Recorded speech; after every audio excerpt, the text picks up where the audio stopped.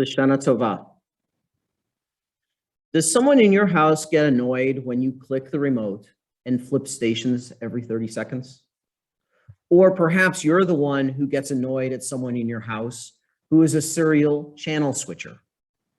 I can see from your sideward glances and the nods of recognition from here that you are.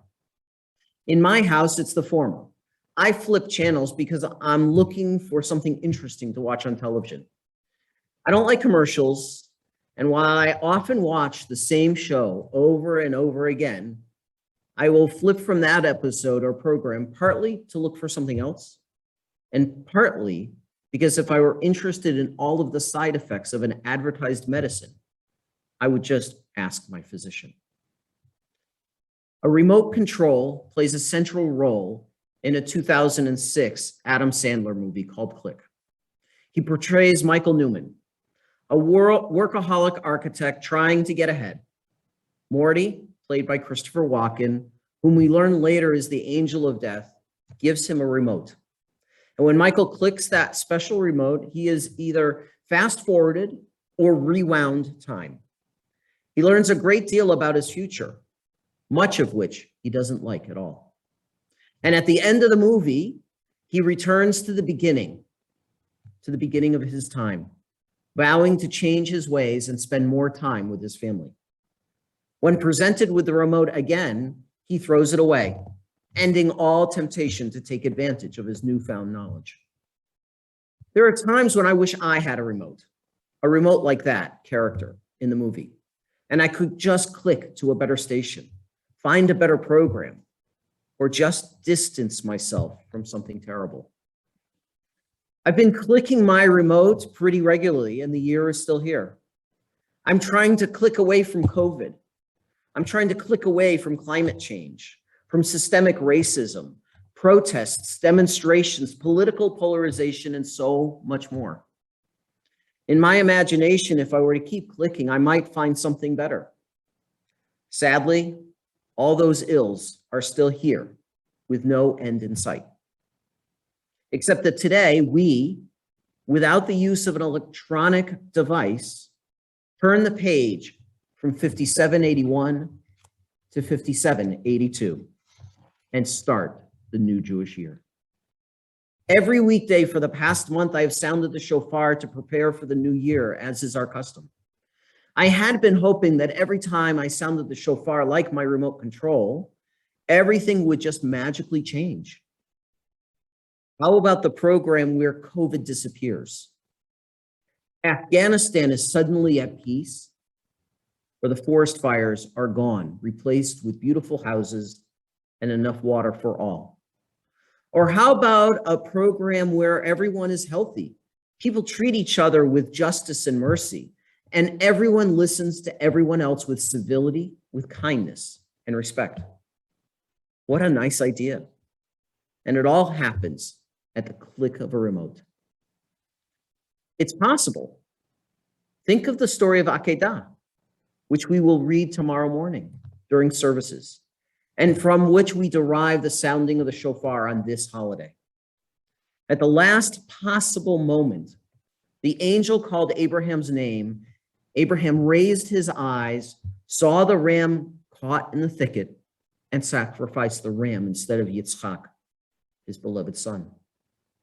And just before the Akedah, the Torah teaches that Abraham planted a tamarisk tree in Beersheba, and he called out there in the name of God, Lord of the universe. The Akedah is a story of trauma and terror, spiritual confusion and psychological pain. Such an event would have broken most people. But at the end of the story, Abraham clicked his remote and returned to Beersheba and reconfirmed his faith in God and the universe. There he found an inner serenity that transcended the most terrible moments of his life. He clicked his remote and it was all gone. Not simply a distant memory or a healed scar, but gone. And though there is clearly a rift in the family as Isaac doesn't return with his father, but goes off to live life on his own, the Torah never speaks of the Akedah again. Sarah dies, Abraham remarries and has more kids, and life goes on. As I'm sure you understand, clicking on a remote and erasing everything is just a fantasy. It's not reality. It doesn't cure illnesses or mend broken relationships. The shofar is a great vehicle for us to renew ourselves and to reset the year. As the Talmud teaches us, that a straight shofar is used for one ritual and a bent shofar for another. And of course, the commentators don't all agree. Some say that a straight shofar is sounded to remind us to get back on the straight and narrow, while some say the bent shofar is to teach us that we should bend our will in humble acknowledgement that our own personal desires do not dictate our futures. The bent shofar is also reflected of being bent over in agony because the world around us is so difficult and the path we have chosen is so tough to bear. Or perhaps the bent shofar is symbolic of our inability to see the future so clearly. You see, when you look inside a shofar, you don't see to the other side. We have to feel our way along in the world. Sometimes we will be fortunate and just glide through, but much of the time we will encounter obstacles and disappointments and losses, both great and small. This last year, really the last 18 months, has been an extraordinarily difficult time. Simchas were delayed or held in ways different than what we've ever dreamed of. Children missed school trips and graduation festivities. Grandparents met new grandchildren over video chat and were only able to hold them after they had already begun walking. Families were unable to sit at the bedside of loved ones as they took their last breaths. So how do we enter 5782 with any optimism and hope? This question led me to a story by Dr. Oliver Sacks, the famed neurologist, who treated a patient named Jonathan, who was a successful artist. Jonathan painted a large abstract canvases, resplendent with every color in the rainbow. And when he was 65 years old, he was injured in a terrible car accident. And he suffered a rare form of brain damage that caused him to suddenly lose his color vision. He viewed the entire world in gray hues, as if he were watching a black and white television. His world was shattered. His own paintings, his life's work, were a meaningless jumble to his eye. And he was disgusted by the gray world in which he now found himself.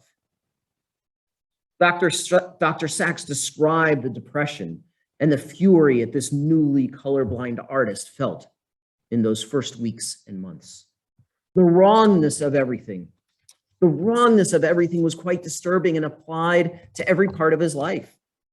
In those early days, Jonathan would sit and stare and rage at an orange, willing it to be orange. And yet, after a few months, Jonathan spoke less and less about what he had lost and began to shift away from the world of color. He started becoming a night person, and he would drive out to Newtowns at dusk and explore them in the darkness. And Jonathan's artistic arc reflected the brand new world that he had discovered. A few years after his accident, he began to paint large black and white canvases, which were more powerful and successful than his color work had ever been. His unique vision, born from terrible pain and loss, opened a new world to him, and his artistic side laid claim to it. His experiences, like that of many others who suffered debilitating losses and great suffering, may bring with them new ways of communication or creative expression, allowing them to both fully experience their loss and create a path forward to a new normal. Jonathan's life changed dramatically when he started taking those drives at night. Tomorrow, we will read the story of the birth of Samuel, which is really the story of his mother, Hannah. In the first chapter of 1 Samuel, we learn that a man named Elkanah has two wives, Hannah and Peninnah. Peninnah has children, but Hannah does not. And while it is abundantly clear that of the two wives, he loves Hannah more, she is living in deep despair.